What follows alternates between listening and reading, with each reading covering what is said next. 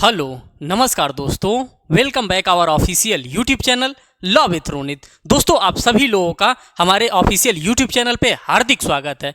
साथियों, जैसा कि आप सभी लोगों को पता है कि यूपीएससी के एग्जामिनेशन में और स्टेट पीसीएस के एग्जामिनेशन में आपसे एज अ सब्जेक्ट के रूप में लोक प्रशासन को पूछा जाता है। जी हाँ साथियों, उसी लोक प्रशासन को आज हम आपके सामने लेकर के आए हैं। ये किताब जो कि किरण कंपटीशन टाइम्स के द्वारा निकाला जाता है। साथियों, ये लोगो आप देखिए, इसी किरण कंपटीशन टाइम्स के द्वारा इस किताब को निकाला जाता है और इसी किताब के बारे में हम यहाँ पे डिटेल चर्चा करने वाले हैं। डिटेल इसके किताब के बारे में जो भी रिव्यू हो सकता है वो हम रिव्यू आपके सामने देने वाले हैं। साथियों, इसको हम जूम इन कर लेते हैं और जूम करके एक एक चीज़ों को आपके सामने हम यहाँ पे रख रहे हैं। साथियों, जैसा कि आप सभी लोगों को पता है कि संघ एवं राज्य लोक सेवा आयोग में ये आपसे पूछा जाने वाला पेपर होता है और इसी पेपर के बारे में हम यहाँ पे एक एक करके आपसे चर्चा करने वाले हैं। तो साथियों, आप आगे बढ़ते चलिए और एक एक चीज़ों को हम यहाँ पे आपके सामने शो करने वाले हैं। सबसे तो पहले मैं साथियों इस किताब का हार्ड कॉपी आपके सामने रखने वाला हूँ। जी हाँ साथियों, यही किताब है और इसी किताब के बारे में हम यहाँ पे चर्चा करने वाले हैं। इस किताब के अंतर्गत जो भी कंटेंट आपको प्रोवाइड किया गया है उन सभी कंटेंट्स का हम एक एक करके यहाँ पे रिव्यू करने वाले हैं। एक एक चीज़ों को हम यहाँ पे एनालिसिस करने वाले हैं। अब देखिए, इस किताब के कंटेंट्स को आप देखिए। ये जो कंटेंट आपको पेजेस यहाँ पे फ्लो हो रहे हैं, इन्हीं पेजेस को हम यहाँ पे इस बोर्ड के माध्यम से आपके सामने एक एक करके रखने वाले हैं। तो साथियों, आप देखिए, हम आप सभी लोगों से कहते हैं कि जब कभी भी आप शॉप पे या फिर ऑनलाइन बुक परचेस करते हैं दोस्तों, तो आप सबसे पहले उसका क्या देखेंगे? सबसे पहले आप उस किताब का इंडेक्स देखेंगे, क्योंकि इंडेक्स देखने के बाद आपको एक टेंटेटिव आइडिया मिल जाता है उस किताब के बारे में कि हाँ, ये जो किताब हमारे लिए आ रहा है या फिर मैं जिस किताब के लिए अपना डिज़ायर शो कर रहा हूँ, जिसको मैं परचेस करना चाहता हूँ, क्या वो मेरे लिए बनाया गया है, मेरे एग्जामिनेशन के पॉइंट ऑफ व्यू से उसको बनाया गया है कि नहीं। उन सभी चीज़ों को देख करके ही आप किताब को ऑर्डर करते हैं या शॉप पे जा करके परचेस करते हैं। उसी को ध्यान में रखते हुए दोस्तों, आज हम आप लोगों के लिए उस किताब के कंटेंट का रिव्यू लेकर के आए हैं। अब अगर हम बात करेंगे कि इस किताब में आपको क्या देखने के लिए मिलेंगी, तो सबसे पहले महत्वपूर्ण पुस्तकें आपको देखने के लिए मिलेंगी। अब आप कहेंगे कि ये किताब है और किताब में महत्वपूर्ण पुस्तकों की बात हम कर रहे हैं, तो हाँ साथियों, यहाँ पे सबसे पहले आपको ये देखने के लिए मिलेगा कि पब्लिक एडमिनिस्ट्रेशन की जब हम बात करते हैं तो पब्लिक एडमिनिस्ट्रेशन से रिलेटेड कौन कौन सी महत्वपूर्ण किताबें आपके लिए किस किस राइटर के द्वारा लिखी गई है, इसके बारे में हम सबसे पहले जानेंगे। साथ ही साथ लोक प्रशासन का प्रस्तावना हम देखेंगे कि हमारे लोक प्रशासन का क्या प्रस्तावना है, उनके बारे में हम यहाँ पर देखेंगे। उनके अर्थ के बारे में, उनके प्रकृति के बारे में, क्षेत्र के बारे में विस्तार, लोक प्रशासन तथा व्यक्तिगत प्रशासन, लोक प्रशासन का महत्व, लोक प्रशासन की विभिन्न दृष्टिकोण, लोक प्रशासन का विकास, ये सभी के सभी ऐसे टॉपिक है जो कि डायरेक्ट हिट करते हैं आपके मुख्य परीक्षा में, आपके मेन एग्जामिनेशन में। अगर आप यूपीएससी का मेन एग्जामिनेशन देते हैं तो वहाँ पे आपसे इन सभी चीज़ों से आपसे प्रश्न पूछा जाता है, या फिर आप किसी भी स्टेट का अगर पीसीएस एग्जामिनेशन देते हैं तो उसमें भी आपसे ये प्रश्न इसी टाइप के पूछे जाते हैं। तो ये पूरा का पूरा यहाँ पे आप देख सकते हैं। मैं धीरे धीरे बोर्ड को स्क्रॉल करते हुए चल रहा हूँ यहाँ पे अपने पीपीटी को, और यहाँ से आप इन चीज़ों को एक एक करके यहाँ से देखते हुए चलिए कि क्या क्या आपको इस किताब के अंतर्गत देखने के लिए मिल रहा है। अब हम जैसे जैसे ऊपर बढ़ रहे हैं दोस्तों, वैसे वैसे चीज़ें आपकी यहाँ पे क्लियर होती जा रही हैं। अब देखिए, यहाँ पे राइट टू इन्फॉर्मेशन की बात कर रहा है, सूचना का अधिकार। क्या लोक प्रशासन में इसको भी इंक्लूड कर दिया गया है क्या? सूचना के अगर अधिकार की हम बात करते हैं, जो राइट टू इन्फॉर्मेशन की हम बात करते हैं, फिर प्रशासनिक नीति शास्त्र की हम बात करते हैं, तो क्या होता है प्रशासनिक नीति शास्त्र? ऐसे ऐसे टर्म, ऐसे ऐसे टर्मिनोलॉजीज से आपसे प्रश्न बनते हैं और उन्हीं सभी प्रश्नों का उत्तर यहाँ पे सॉल्व करने के लिए इस किताब को आपके सामने लाया गया है। अब हम आगे चलते हैं। जैसा कि मैंने आप सभी लोगों को साथियों बताया था कि लोक प्रशासन की महत्वपूर्ण पुस्तकों पर एक नज़र, मैंने आपको सबसे पहले यही दिखाया था कि यहाँ पे पुस्तकों के बारे में बताया जाएगा, और वैसा ही ठीक आपको यहाँ पर देखने के लिए मिल रहा है। कह रहा अ स्टडी ऑफ एडमिनिस्ट्रेशन 1887 की बात करते हैं, introduction to the study of public administration की बात करते हैं, the study of public administration की बात करते हैं, principle of public administration, principle of organisation की बात करते हैं, इंडस्ट्रियल एंड जनरल मैनेजमेंट की बात करते हैं, papers and science of administration की बात करते हैं, क्रिएटिव एक्सपीरियंसेस की बात करते हैं, तो ये तमाम प्रकार की किताबों को आप देखेंगे और साथ ही साथ आप इस किताबों के लेखक को भी यहाँ पे ऑब्जर्व करेंगे कि ये जो किताबें हैं ये लोक प्रशासन से रिलेटेड जो भी किताबें हैं ये किस के द्वारा लिखी गई है, जिससे कि आप अपने एग्जामिनेशन के पॉइंट ऑफ व्यू से इन किताबों को भी आप क्या कर सकते हैं, पढ़ सकते हैं, देख सकते हैं और समझ सकते हैं। ये सभी के सभी आपको एक प्लेटफॉर्म पे एक वन स्टॉप सॉल्यूशन के तौर पे ये चीज़ें आपके सामने यहाँ पे प्रोड्यूस की जा रही हैं किरण कंपटीशन टाइम्स के द्वारा। अब हम आगे चलेंगे और यहाँ पर देखेंगे अगर लोक प्रशासन की हम बात करते हैं तो लोक प्रशासन का क्या प्रस्तावना होगा।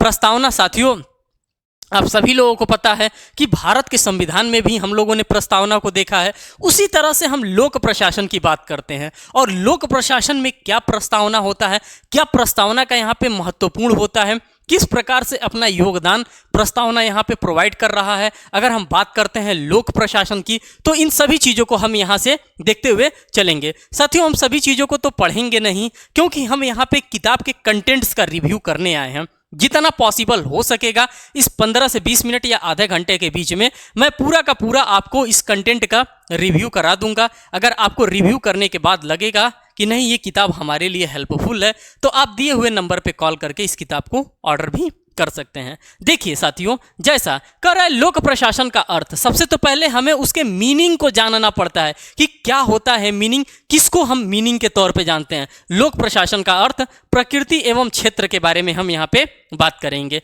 कह रहा है लोक प्रशासन, लोक और प्रशासन दो शब्दों से मिलकर बना है। लोक शब्द का अर्थ होता है सार्वजनिक, अर्थात ऐसे लोगों का समूह जो राज्य के सदस्य हैं। प्रशासन को अंग्रेजी पर्याय एडमिनिस्ट्रेशन शब्द की रचना लैटिन भाषा के दो शब्द एड और मिनिस्टर किससे बना है, एडी, एड एंड मिनिस्टर से मिलकर हुई है, जिसका अर्थ होता है सेवा करना। मीन्स कि लोक प्रशासन को अगर आप देखना चाहते हैं दोस्तों तो लोक प्रशासन का मतलब होता है सार्वजनिक। लोक का क्या मतलब होता है, यहाँ पे आप देखेंगे लोक का मतलब होता है सार्वजनिक और एडमिनिस्ट्रेशन का मतलब होता है सेवा करना। मीन्स कि जो लोगों की सेवा कर रहा है उसी को लोक प्रशासन यहाँ पे दिया गया है, संज्ञा उसका दिया गया है। अब ये जो भाषा लिया गया है ये लैटिन भाषा से लिया गया है, अंग्रेजी के लैटिन शब्द से इसको अडॉप्ट किया गया है और उसी प्रकार से ये सारी चीज़ें आपको यहाँ पर एकदम स्ट्रक्चर्ड वे में कहा जाता है। पूरा का पूरा स्ट्रक्चर्ड वे में आपको यहाँ पर देखने के लिए दोस्तों मिल रहा है। अगर हम लोक प्रशासन की बात कर रहे हैं आप देखेंगे कि इसमें क्या क्या चीज़ें आपको देखने के लिए मिल रही हैं। जो भी चीज़ें यहाँ पे आपको स्टार पॉइंट में यहाँ पर साथियों देखने के लिए मिल रहा है ये सभी के सभी बुलेट पॉइंट्स हैं और इन सभी बुलेट पॉइंट्स से आपके एग्जामिनेशन में रिपीट एंड रिपीट करके क्वेश्चंस आए हैं और पूछे जाते भी हैं। साथ ही साथ आप देखिए आधुनिक दृष्टिकोण की अगर हम बात करते हैं अगर लोक प्रशासन में कि आधुनिक दृष्टिकोण क्या हो सकता है तो आधुनिक दृष्टिकोण से भी आपके एग्जामिनेशन में बार बार प्रश्न बनते हैं। जब आप प्रीवियस ईयर पेपर को देखेंगे ऑब्जर्व करेंगे तब आपको लगेगा कि नहीं ये जो चीज़ें हमारे सामने प्रेजेंट की जा रही हैं किरण कंपटीशन टाइम्स के द्वारा ये बहुत ही आपके लिए हेल्पफुल होने वाली हैं। जो भी चीज़ें यहाँ पे साथियों आपको प्रोवाइड की जाएगी वो आपके एग्जामिनेशन के पॉइंट ऑफ व्यू से ही प्रोवाइड की जाएगी, अन्यथा कोई चीज़ आपको नहीं शेयर किया जाएगा। अब देखिए लोक प्रशासन की अगर हम प्रकृति की बात करते हैं, अभी आपने मीनिंग को देखा है कि लोक प्रशासन का मीनिंग क्या होता है। अब हम यहाँ पे इनके नेचर को देखने वाले हैं कि जब हम लोक प्रशासन को पढ़ते हैं या फिर इनको अच्छे तरीके से डील करते हैं तो उसमें इनकी प्रकृति क्या होता है, इनका नेचर किस टाइप का होता है। जैसे हम संविधान को पढ़ते हैं बार बार, जब जब हम लोक प्रशासन को दोस्तों पढ़ेंगे तब तब हम बार बार संविधान को खींच करके लाएंगे, क्योंकि लोक प्रशासन और भारत का संविधान दोनों एक दूसरे से कोरिलेट है। अलग हम करके बिल्कुल भी इसको नहीं पढ़ सकते हैं, क्योंकि जो फंडामेंटल राइट्स हमको भारत के संविधान के अंतर्गत पॉलिटी के अंतर्गत देखने के लिए मिलता है वो चीज़ें उसकी झलक हमको कहीं ना कहीं लोक प्रशासन में देखने के लिए मिलती है। इसलिए लोक प्रशासन में देखने के लिए मिलती है क्योंकि हमको बता दिया गया है भारत के संविधान में कि पार्ट 3 होता है और पार्ट 3 जो हमारा शुरुआत होता है आर्टिकल 12 से लेकर के आर्टिकल 35 तक स्टार्ट होता है। मीन्स कि इसी के बीच के इसी के रेंज में हमको देखने के लिए मिलता है। अगर हम डीपीएसपी की बात करते हैं तो आर्टिकल नंबर 36 से आर्टिकल नंबर 51 के बीच की बात करता है। तो आप अगर लोक प्रशासक बन रहे हैं, अगर किसी के फंडामेंटल राइट्स का अगर कर्टेल किया जा रहा है, किसी तरह से वायलेट किया जा रहा है, तो आप एट दैट टाइम लोक प्रशासन है तो आप क्या उनको गारंटी देंगे, क्या आप उनको सुविधाएं प्रदान करेंगे। या फिर डीपीएसपी की हम बात करते हैं, directive principle of state policies की बात करते हैं, जो हमारे कॉन्स्टिट्यूशन ऑफ इंडिया में हमको प्रोवाइड किया गया है। अगर उनके डीपीएसपी का वायलेशन हो रहा है, अगर वो भले ही हमारे लिए enforceable in court of law ना हो, डीपीएसपी की अगर हम बात करते हैं, लेकिन आप अगर एक लोक प्रशासक हैं, अगर आप लोक सेवक हैं, तो आपकी क्या जिम्मेदारी एट दैट टाइम बनती है, उन सभी चीज़ों के बारे में हमको यहाँ पे लोक प्रशासन की अगर हम प्रकृति को पढ़ते हैं या फिर अपने मुख्य परीक्षा में हम आंसर राइटिंग करते हैं, तो इन सभी चीज़ों को खींच कर कोरिलेट करके हमको लाने की साथियों आवश्यकता होती है। साथी देखिए, कह रहा है एकीकृत दृष्टिकोण के बारे में हमसे बात कर रहा है, कह रहा है प्रबंधनात्मक दृष्टिकोण, हमको मैनेजमेंट करना आना चाहिए। जो भी मैंने एग्जाम्पल आपके सामने सेट करने का कोशिश किया है, directive principle of state policy से रिलेटेड या फिर फंडामेंटल राइट से रिलेटेड, जो कि एक नैरो टर्म यहाँ पे मैंने आपके सामने साथियों शेयर करने का काम किया है। और आप यहाँ पे क्या करेंगे, जब आप अपने मुख्य परीक्षा को लिखेंगे तो मुख्य परीक्षा में उन सभी चीज़ों को आप यहाँ पे कोट करने का काम करेंगे। जितना बेहतर तरीके से आप कोटिंग करेंगे इन सभी पॉइंट्स का, उतना ही बेहतर आपके एग्जामिनेशन में आपको नंबर ग्रांट किया जाएगा। साथ ही साथ आधुनिक दृष्टिकोण को भी यहाँ पे आप देखने वाले हैं। तो ऐसे ऐसे टॉपिक, ऐसी ऐसी चीज़ें आपको यहाँ पर देखने के लिए मिलेगा, जो कि आपके एग्जामिनेशन पॉइंट ऑफ व्यू से 100% आपके लिए इंपॉर्टेंट है। अब यहाँ पे आपको देखने के लिए मिल रहा होगा कुछ डायग्रामेटिकल रिप्रेजेंटेशन, और ये डायग्रामेटिकल रिप्रेजेंटेशन साथियों आपके एग्जामिनेशन के लिए बहुत ही ज़्यादा इंपॉर्टेंट होता है। अगर हम डायग्रामेटिकल रिप्रेजेंटेशन की बात करते हैं तो देखिए, कह रहा है लोक प्रशासन के अध्ययन के विभिन्न दृष्टिकोण। साथियों, हर एक चीज़ को पढ़ने का अपना अपना सबका अपना अलग अलग नज़रिया होता है, और उसी नज़रिए की बात ये कर रहा है। कौन कर रहा है? हमारा लोक प्रशासन, हमारा पब्लिक एडमिनिस्ट्रेशन इसी की बात कर रहा है कि आपके पढ़ने का, आपके समझने का क्या नेचर है, आपके पढ़ने समझने का क्या नज़रिया है। इस नज़रिए को आप यहाँ पर देखिए, इसको शॉर्टकट बनाने का काम किया जा रहा है। अभी आपने देखा, कह रहा है परंपरावादी दृष्टिकोण, संगठनात्मक दृष्टिकोण, वैधानिक दृष्टिकोण, औपचारिक दृष्टिकोण, ऐतिहासिक दृष्टिकोण, विशुद्ध दृष्टिकोण, विचारात्मक एवं वर्णनात्मक दृष्टिकोण, पूरा का पूरा यहाँ पे दृष्टिकोण आपके सामने रख दिया कि इसी दृष्टिकोण के अकॉर्डिंग आप क्या करेंगे, अप्रोच करेंगे। लेकिन एक तरफ सिर्फ एक अकेला रखा है आधुनिक दृष्टिकोण को, तो इससे जब आप बाइफरकेट करके आप अपने आंसर राइटिंग की फ्रेमिंग करेंगे तो वो आंसर राइटिंग आपको आपके एग्जामिनर के सामने निखर करके आएगा, और एग्जामिनर को लगेगा कि नहीं, इन्होंने जो लोक प्रशासन की जो परिभाषा है, इन्होंने अच्छे से लोक प्रशासन की परिभाषा को, उसके नेचर को, हर एक चीज़ को अच्छे से समझने का इन्होंने काम किया है। अब ऐतिहासिक पद्धति को आप पूरा डिटेल में अभी नीचे देखने वाले हैं। कानूनी पद्धति की बात करते हैं, साथ ही साथ विषय वस्तु पद्धति की बात करते हैं, वैज्ञानिक प्रबंधन की बात करते हैं, जीवन वितरणात्मक पद्धति की बात करते हैं, राजनीतिक पद्धति की बात करते हैं। इन सभी चीज़ों को आप यहाँ पे क्या करने वाले हैं साथियों, इस किताब के अंदर देखने वाले हैं। हर एक चीज़ को एक एक करके, मीन्स कि उसका बाइफर्केशन करके आपको समझाने का, आपके दिमाग में वो बातें बैठाने के ही पर्पज से सभी चीज़ों को यहाँ पर सेट किया गया है। अब स्मरणीय तथ्य की हम बात करते हैं। स्मरणीय तथ्य से साथियों रिलेटेड ये है कि आपको ये फैक्ट लर्न होने ही चाहिए। लर्न का मतलब ये है कि आपके दिमाग में ये बातें होनी ही चाहिए। अगर आप लोक प्रशासन आपका वैकल्पिक विषय है या फिर आप लोक प्रशासन में अच्छी खासी रुचि रखते हैं, तो आपके पास ये इसकी जानकारी तो एट दैट टाइम होना ही चाहिए, क्योंकि ये आपके लिए खास है। ऐसे ऐसे चीज़ों को यहाँ पे आपके सामने बुलेट पॉइंट में यहाँ पे रखने का काम किया जाता है, जिससे कि आप इन चीज़ों को आसानी से समझ सकते हैं, आसानी से याद कर सकते हैं और लंबे दिनों तक याद कर सकते हैं।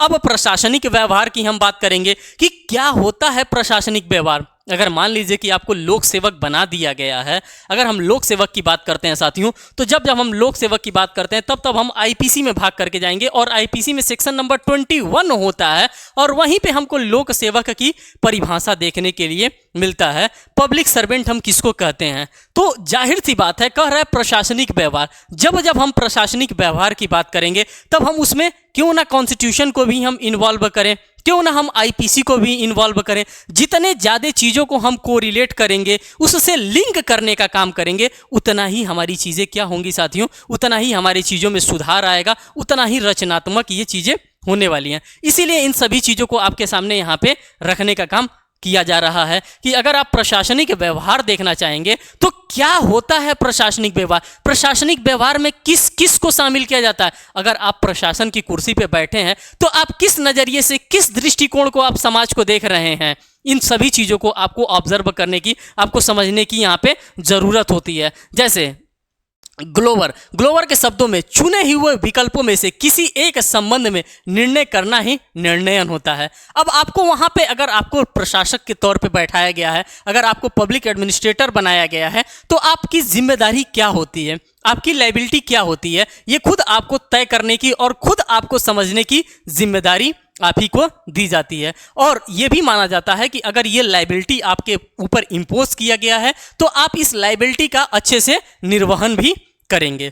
अब यहाँ पर देखिए स्मरणीय तथ्य की हम बात करते हैं, और ये मैं बार बार स्मरणीय तथ्य पे फोकस कर रहा हूँ क्योंकि ये तथ्य आपके दिमाग में कहीं ना कहीं होना ही चाहिए। अगर आपका वैकल्पिक विषय है और वैकल्पिक विषय होने के बावजूद भी अगर आप इन चीज़ों पे कमांड नहीं रख रहे हैं तो कहीं ना कहीं आप पीछे खिसकते हुए जा रहे हैं। इसीलिए इन सभी चीज़ों को यहाँ पे मैं आपके सामने रखने का काम कर रहा हूँ। अब कार्मिक प्रशासन एवं भारत में सिविल सेवा की हम बात करते हैं। जब जब हम सिविल सेवा की बात करेंगे, यूपीएससी की बात करेंगे, तब तब हम कॉन्स्टिट्यूशन में भाग करके जाएंगे क्योंकि कॉन्स्टिट्यूशन ऑफ इंडिया में इसका जिक्र किया गया है। सिविल सेवा के बारे में हमको बताया गया है, ऑल इंडिया सर्विसेज के बारे में हमको भारत के संविधान में ही बताया गया है, और वहीं से हम लोग पावर क्या करते हैं, वहीं से हम लोग पावर का इस्तेमाल करते हैं, वहीं से हम लोग पावर को प्राप्त करते हैं। तो इन सभी चीज़ों को आपको यहाँ पे पढ़ने की ज़रूरत है, और जब जब मैं कहूँगा तब तब मैं आपको संविधान के पास लेकर के जाऊँगा। अगर संविधान से हो जा रहा है तो कुछ ना कुछ मैं राज्य व्यवस्था के पास आपके पास लेकर के जाऊंगा, कुछ ना कुछ उससे कोरिलेट मैं आईपीसी के साथ कराना चाहूँगा, जरूरत पड़े तो मैं आपको सीआरपीसी के पास भी लेकर के जाऊंगा, क्योंकि ये सभी के सभी जो विषय हैं साथियों, ये एक दूसरे से गुथे हुए हैं। जैसे आप क्या कहते हैं, स्वेटर देखते हैं, स्वेटर क्या होता है, एक दूसरे से बुना हुआ होता है। उसी तरह से ये पूरे जो भी विषय हमारे सामने चल रहे हैं, अगर आप लोक प्रशासक हैं तो आपको आईपीसी की जानकारी डेफिनेटली होनी चाहिए, आपको सीआरपीसी की जानकारी होनी चाहिए, आपको भारत के संविधान की अच्छी जानकारी होनी चाहिए, क्योंकि आप प्रशासक की कुर्सी पे बैठ रहे हैं, आपको एडमिनिस्ट्रेशन करना है, तो ये सभी चीज़ों को आपको यहाँ पर जानने की आवश्यकता होती है।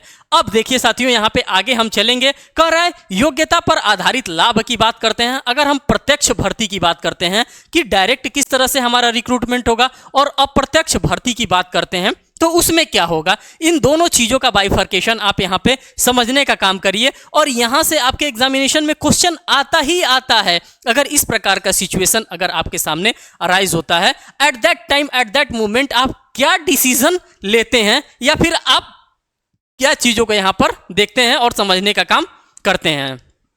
तो साथियों, अगर किताब की बात करें तो किताब आपके लिए बहुत ही बेहतर किताब बनाई गई है। अगर हम बात करते हैं, अब यहाँ पर देखिए संघ लोक सेवा आयोग की हम बात करते हैं। संघ लोक सेवा आयोग की जब जब हम बात करेंगे तब तब हम भारत के संविधान की तरफ खींचे हुए चले जाएंगे, क्योंकि ऑल इंडिया सर्विस वहीं पे हमको देखने के लिए मिलता है। और अब आप लोगों की जिम्मेदारी है कि आप हमें आर्टिकल जरूर बताएंगे कमेंट सेक्शन में। कर भारत में लोक सेवा आयोग की स्थापना के विचार का उल्लेख 5 मार्च 1919 के भारतीय संवैधानिक सुधार पर दिए गए एक आवश्यक प्रपत्र में किया गया था। तो देखिए यहां पे आपको देखने के लिए मिल रहा है, किसमें देखने के लिए मिल रहा है, संवैधानिक सुधार के अंतर्गत देखने के लिए मिल रहा है। तो कहीं ना कहीं इसकी न्यू 1919 में ही रख दी गई थी। तो ये सभी चीज़ों को आपको जानने की और सभी चीज़ों को समझने की साथियों यहाँ पे आपको आवश्यकता पड़ती है। इसीलिए हम चीज़ों पे बार बार आपसे फोकस्ड कर रहे हैं और कह रहे हैं कि नहीं, आप इन चीज़ों को फोकस करिए और तैयार करिए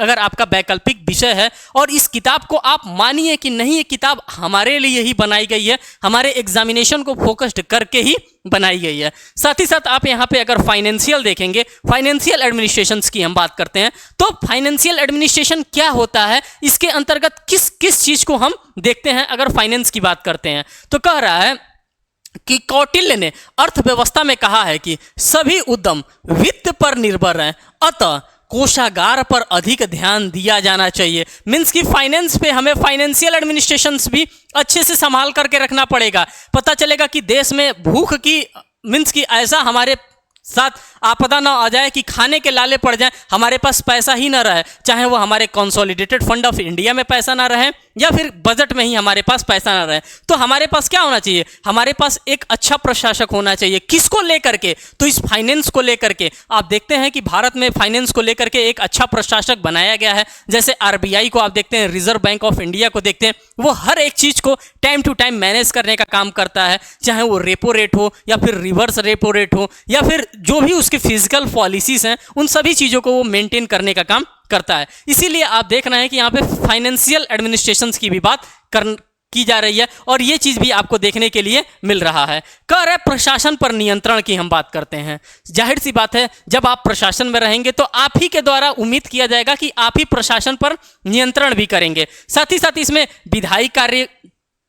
विधायी कार्यकारी की बात करते हैं, न्यायिक की बात करते हैं तथा लोक निगमों पर नियंत्रण। अब किस तरह से आप नियंत्रण रख रहे हैं, किस तरह से एट दैट टाइम आप अपने दिमाग का यूज कर रहे हैं, इन सभी चीजों का वहां पे इफेक्ट पड़ता है और ये इफेक्ट आपके लिए बहुत ही ज्यादा इंपॉर्टेंट होता है। लोक प्रशासन को आप इंटरेस्ट के साथ पढ़िए। इसको पढ़ेंगे तो काफी विषयों में आपकी रुचि बनने लगेगी और जैसे जैसे आप अलग अलग विषयों को पढ़ेंगे, जैसे भारत के संविधान में आप गहनता से पढ़ेंगे, आप आईपीसी को पढ़ेंगे, आप सीआरपीसी को पढ़ेंगे, तो ये ऐसे ऐसे विषय हैं जो एक दूसरे से लिंक्ड अप हैं, एक दूसरे से मैचअप हैं। अगर इन सभी को एक साथ आप लेकर के पढ़ेंगे तो यहाँ पे ये जो देख रहे हैं, यहाँ पे न्यायिक देख रहे हैं, यहाँ पे लोक निगमों पर नियंत्रण आप देख रहे हैं, यहाँ पे विधायी कार्यकारिणी देख रहे हैं, ये सभी का सभी आपका एट द टाइम धीरे धीरे कॉन्सेप्ट क्लियर होता जाएगा। और जितना बेहतर तरीके से आप कॉन्सेप्ट का यहाँ पे क्लियरिफिकेशन करेंगे, उतना ही बेहतर आपका इंटरव्यू भी जाने वाला है। जाहिर सी बात है, आपको फाइनल सिलेक्शन चाहिए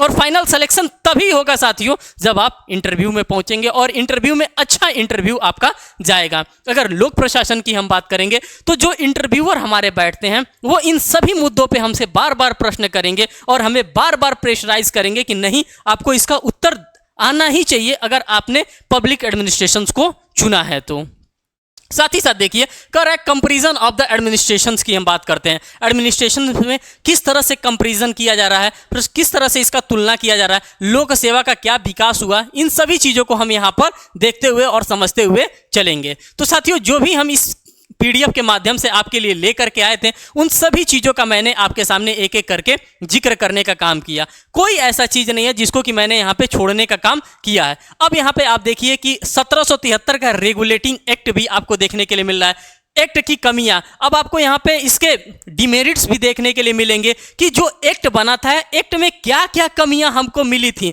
इन सभी चीजों की जानकारी आपको तब होगी जब आप इस टाइप की किताब को अच्छे तरीके से पढ़ने का काम करेंगे। अब यहां पर देखिए कि राष्ट्रपति से जुड़े महत्वपूर्ण अनुच्छेद, और ये अनुच्छेद आपके दिमाग में होना चाहिए। अगर ये अनुच्छेद आपके दिमाग में है साथियों, तो आप जब आंसर राइटिंग करेंगे तो विथ आर्टिकल के साथ आप चीजों को कोट करते हुए चलेंगे। आर्टिकल 52, 53, 54, 55, 56, इसी तरह से पूरा का पूरा आप आर्टिकल कोट करते हुए चलेंगे और जितना हो सकेगा उतना आर्टिकल कोट करेंगे, उतना आपको नंबर यहाँ पे इनहांस करके एग्जामिनर के द्वारा प्रोवाइड आपको किया जाएगा। यही इसका असली कॉन्सेप्ट होता है और इसी कॉन्सेप्ट को मैं आपके सामने रखने वाला हूँ। राज्य, जिला और स्थानीय प्रशासन, हर जगह पे एक एडमिनिस्ट्रेशन की जरूरत होती है और वो एडमिनिस्ट्रेशन हमारा क्या करता है, सभी चीज़ों को अच्छे तरीके से मैनेज करने का काम करता है। जैसे कि अगर हम एडमिनिस्ट्रेशन की बात करते हैं, डीएम साहब हो गए, एसडीएम साहब हो गए, एडीएम साहब हो गए, एसपी सिटी हो गए, तो ये सभी लोग क्या करते हैं, ये जिला लेवल पर और स्थानीय लेवल पर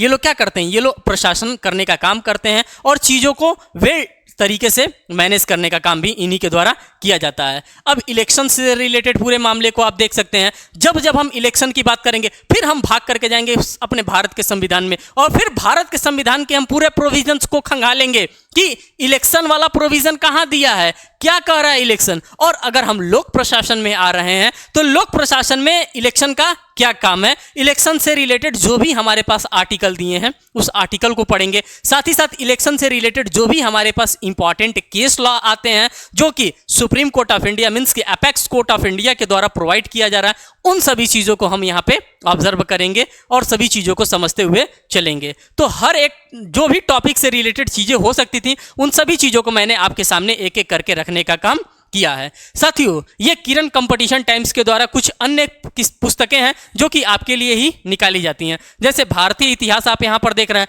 समाजशास्त्र की बात करते हैं साथियों, तो ये पुस्तक के बारे में मैंने ऑलरेडी इसका डिटेल एनालिसिस कर दिया है। अगर आप भारतीय इतिहास की बात करते हैं तो इसका भी मैंने इसी अपने यूट्यूब चैनल पर डिटेल एनालिसिस कर दिया है। इसके कंटेंट का अगर आपने नहीं देखा है तो आप उसको जरूर देखिएगा। सामान्य ज्ञान, ये भी किताबें निकाली जाती हैं।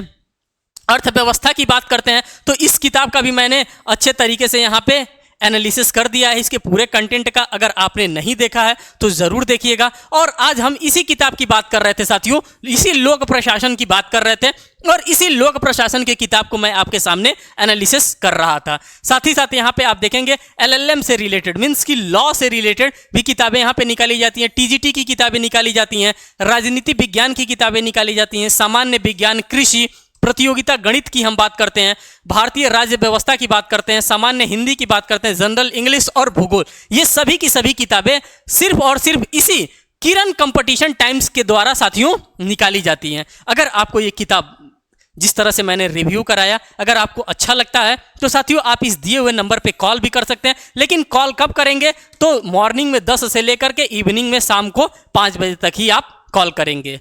बहुत बहुत धन्यवाद साथियों। अगर आप चैनल पे नए हैं तो चैनल को जरूर सब्सक्राइब करिएगा, वीडियो को लाइक करिएगा और बेल बटाना तो बिल्कुल भी ना भूलिएगा, जिससे मैं कोई भी लेटेस्ट अपडेट लेकर के आता हूं तो सबसे पहले आपको मिले। धन्यवाद साथियों।